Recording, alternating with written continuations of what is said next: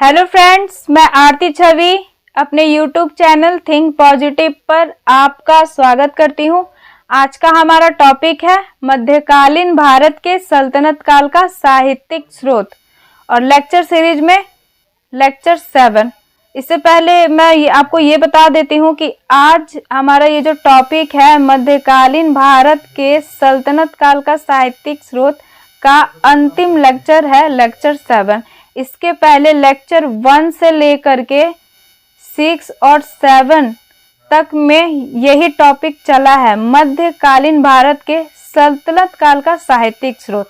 सल्तनत कालीन साहित्यिक स्रोतों की चर्चाएं मेरे लेक्चर 1 से लेकर के 7 में हुई है, तो आज इस टॉपिक का अंतिम लेक्चर है लेक्चर 7।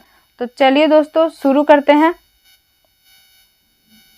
जो अगला जो साहित्यिक स्रोत है वो है एजाज खुसरवी। इसमें धार्मिक और सांस्कृतिक जीवन के बारे में विशेषकर सूफी मत से संबंधित जानकारी मिलती है। जफरनामा यह अली यजीद द्वारा रचित तैमूर की जीवन गाथा है। किसकी जीवन गाथा है? तैमूर की जीवन गाथा है। जफरनामा में किसके जीवन का विवरण किया गया है? तो तैमूर के जीवन का विवरण किया गया है।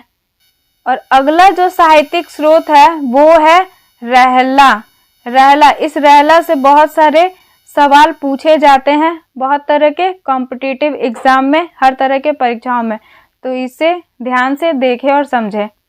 तो रहला, इसकी रचना अफ्रीकी यात्री इब्न बतूता ने की थी। किसने की थी? अफ्रीकी यात्री इब्न बतूता ने की थी। किस भाषा में की थी? तो अरबी भाषा में की थी। रहला इब्न बतूता की यात्रा वृतांत है। रहला जो है इब्न बतूता की यात्रा वृतांत है। इब्न बतूता मोहम्मद बिन तुगलक के कार्यकाल में 1333 ईस्वी में मोरक्को से भारत आया था। यहाँ पे सवाल बनता है कि इब्न बतूता किसके शासनकाल में भारत आया था? तो मोहम्मद बिन तुगलक के शासनकाल में भारत आया था। किस ईस्वी में आया था? तो 1333 ईस्वी में आया था। और कहाँ से आया था? तो मोरक्को से आया था। इस ग्रंथ में भारत की राजनीतिक, सामाजिक, आर्थिक और सांस्कृतिक स्थिति का विस्तृत वर्णन हमें मिलता है। किस ग्रंथ में? तो रहला में।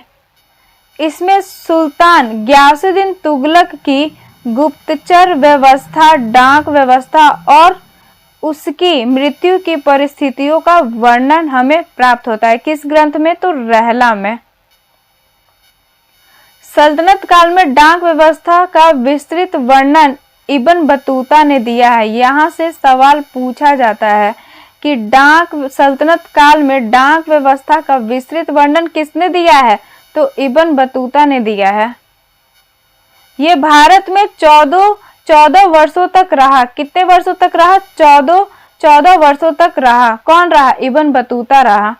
मोहम्मद बिन तुगलक ने इसे दिल्ली का काजी नियुक्त किया था। कहाँ का काजी नियुक्त किया था? दिल्ली का काजी नियुक्त किया था। किसे? इब्न बतूता को।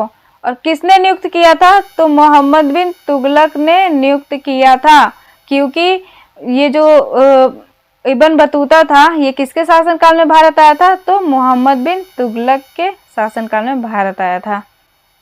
और इब्न बतूता इस दिल्ली के काजी का जो पद था, जो दिल्ली के काजी का जो पोस्ट था, उस पद पर कुल कितने वर्षों तक बना रहा? तो 8 वर्षों तक बना रहा। ये भी बहुत तरह के कॉम्पिटिटिव एग्जाम में पूछे जाते हैं। मतलब रहला से संबंधित बहुत सारे क्वेश्चन पूछे जाते हैं एग्जामों में, तो रहला जो है अच्छे से आप लोग पढ़ लीजिएगा।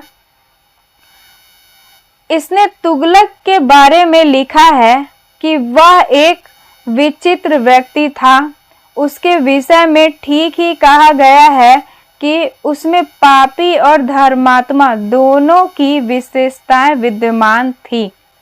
तुगलक के बारे में इब्न बतूता ने लिखा है रहला में कि वह एक विचित्र व्यक्ति था। कौन? मोहम्मद बिन तुगलक। मोहम्मद बिन तुगलक जो था एक विचित्र व्यक्ति था। उसके विषय में ठीक ही कहा गया है कि उसमें पापी और धर्मात्मा दोनों की विशेषताएं विद्यमान थी। तो सबसे पहले हम लोग ध्यान देते हैं इस कथन पे। ये जो स्टेटमेंट है ना दोस्तों, इस स्टेटमेंट को अच्छा से समझ लीजिएगा और याद कर लीजिएगा, क्योंकि ये जो कथन जैसे जो भी क्वेश्चन होते हैं ना, ये इस टाइप के क्वेश्चन हमेशा नेट के एग्जाम में पूछे जाते हैं। स्टेटमेंट वाले क्वेश्चन नेट के एग्जाम में हमेशा पूछे जाते हैं। तो जो कैंडिडेट नेट का परीक्षा का तैयारी करते हैं तो वो कथन टाइप के क्वेश्चन को ज़्यादा फोकस करेंगे, उसे ज़्यादा ध्यान से पढ़ेंगे। तो जहाँ ये जो क्वेश्चन है ये कथन वाले क्वेश्चन है। यहाँ से स्टार्ट हो रहा है कथन कि मतलब कि तुगलक के बारे में किसने यह लिखा है? तो इब्न बतूता ने लिखा है। किस पुस्तक में लिखा है? तो रहला में लिखा है। और यह कथन पूछता है ऐसा सवाल, ये स्टेटमेंट दे देगा दोस्तों यहाँ से यहाँ तक कि वह एक विचित्र व्यक्ति था। उसके विषय में ठीक ही कहा गया है कि उसमें पापी और धर्मात्मा दोनों की विशेषताएं विद्यमान थी। यह कथन किसका था? तो इब्न बतूता का था। और यह कथन कहाँ से मिलता है? तो रहला नामक ग्रंथ में मिलता है। तो चलिए दोस्तों, मिलते हैं मेरे अगले वीडियो में। आज का वीडियो आपको मेरा पसंद आया हो तो इसे लाइक करिएगा, शेयर करिएगा और सब्सक्राइब करिएगा। मेरा वीडियो देखने के लिए बहुत बहुत धन्यवाद।